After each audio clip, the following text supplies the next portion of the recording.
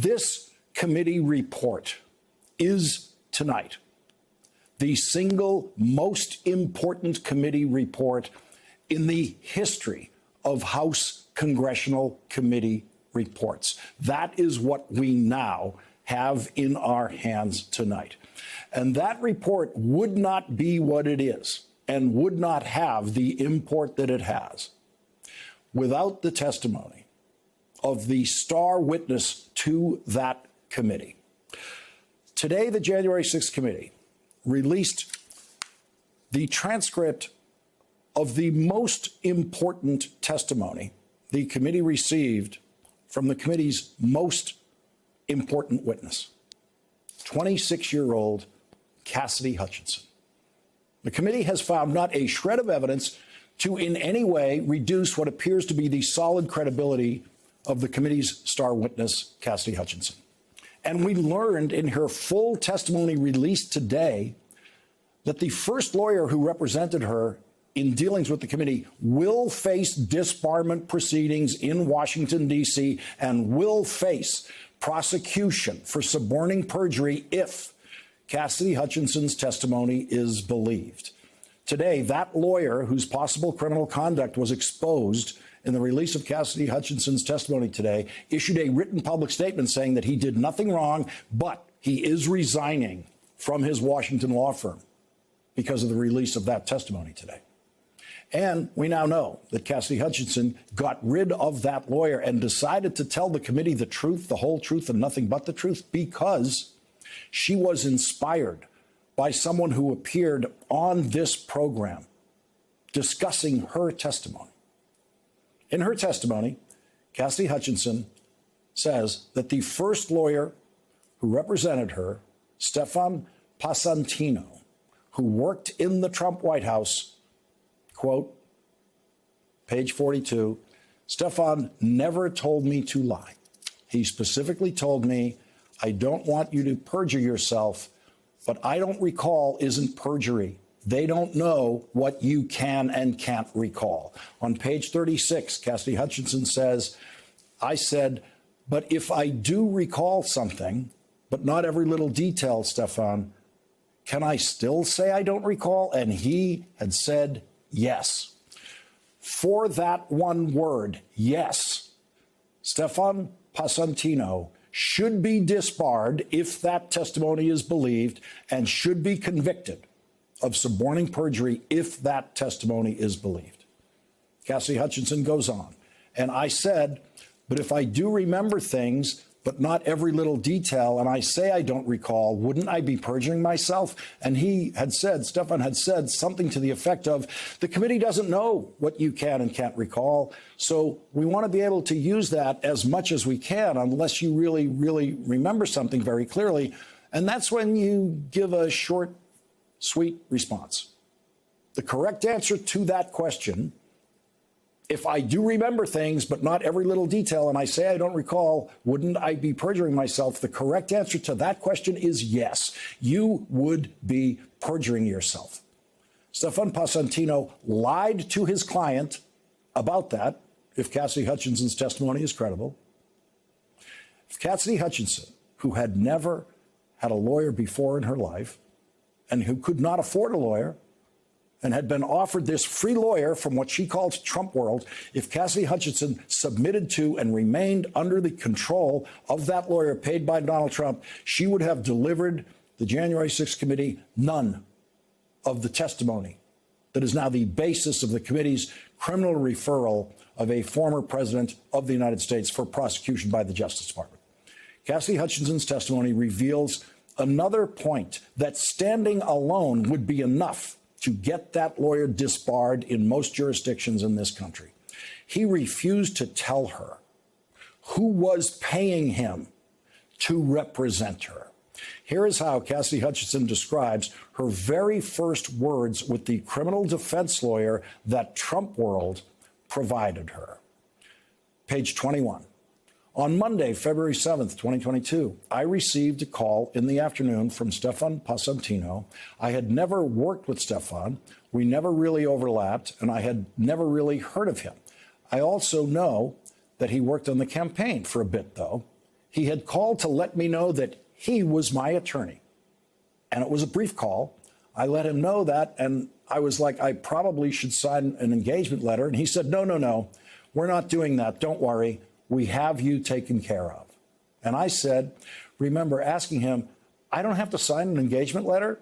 Because that was sort of the first alarm bell in my head that went off, because I wanted something in writing for myself, because I kind of sometimes have a tendency to overthink things. And I had never had to retain an attorney before, but I do know enough to know that you should be signing an engagement letter. So then I had asked him, all right, well, that's perfectly fine. Would you mind telling me where the funding for this is coming from? I want to thank them. I want to thank whoever it is, because I'm just kind of like figuring things out. And he said, if you want to know at the end, we'll let you know. But we're not telling people where the funding is coming from right now. Don't worry. We're taking care of you. Like, you're never going to get a bill for this. So if that's what you're worried about, I was like, okay, that's what I was worried about. Wasn't the only thing I was worried about. Stefan Passantino will be disbarred in Washington, D.C. if that testimony is proven true. He refused to tell his client who was paying for his client's legal representation. He will be disbarred for that if that is proven true. This testimony released today was strong enough to knock that lawyer out of his law firm today. And that is not the final price Stefan Passantino is likely to pay for the unethical and illegal conduct that is described under oath by Cassidy Hutchinson in this transcript. Cassidy Hutchinson did not want a lawyer from Trump World. Page 32.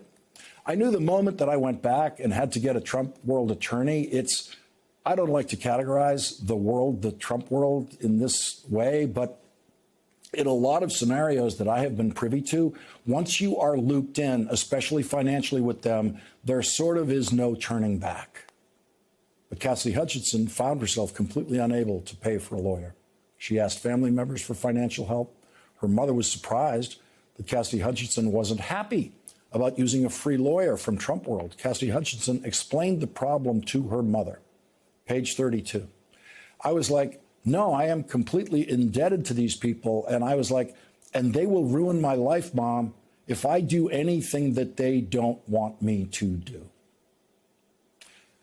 Now to page 33. And I read this passage of deeply personal testimony only to make clear the level of desperation Cassidy Hutchinson reached that made turning to a free lawyer from Trump World made her do that. Quote, I don't have a relationship with my biological father, but I went to his house one night. I drove up to New Jersey, and I went to his house one night and begged him. It's probably the one thing I regret in all of this. I wish I didn't stoop to that level, because it was a no. But I begged him to help me. I said I would pay him back, like, name your interest rate, like, I just need help. And I remember saying to him, you have no idea what they're going to do to me if I have to get an attorney with Trump World. Because he's a very big Trump supporter, as is his own right. And it's not me being critical. It's just a fact. And he just didn't get it. And I didn't expect him to.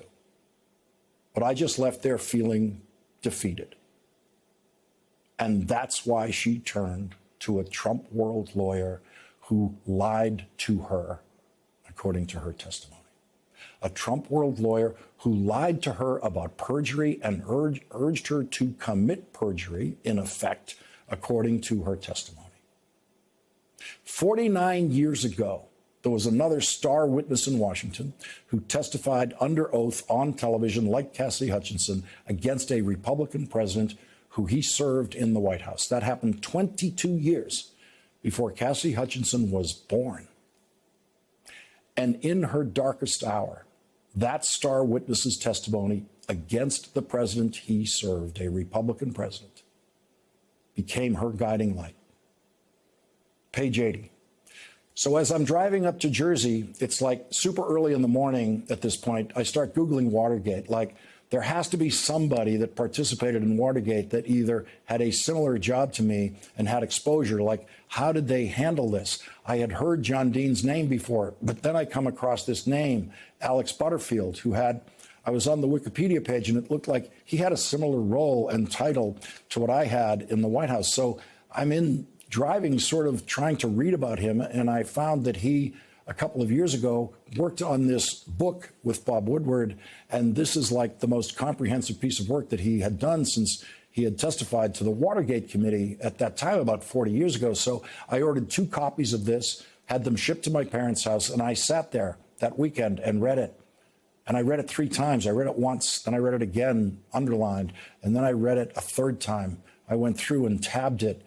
And it was after I read all of this, where he had talked about like how he fought the moral struggle, where he felt like he still had to be loyal to the Nixon White House, but he talked a lot of the same things that I felt like I was experiencing. And, you know, it wasn't an identical situation, but it's the emphasis he placed on the moral questions that he was asking himself resonated with me. And then, you know, he ended up testifying to the Watergate Committee. And I wasn't by no means trying to compare what I knew to what Butterfield knew at all, but he was somebody that I found and was looking at as somebody who did know things and who was loyal and had a position that required an incredible amount of trust and confidence, but he ended up doing the right thing. And it was after I read this, I was like, if I'm going to pass the merit test for the rest of my life, I need to try to fix some of this. Here is the testimony that Alexander Butterfield gave under oath about the president he served, testimony that ended that presidency.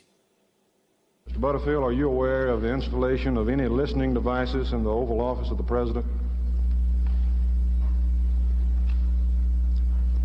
I was aware of listening devices.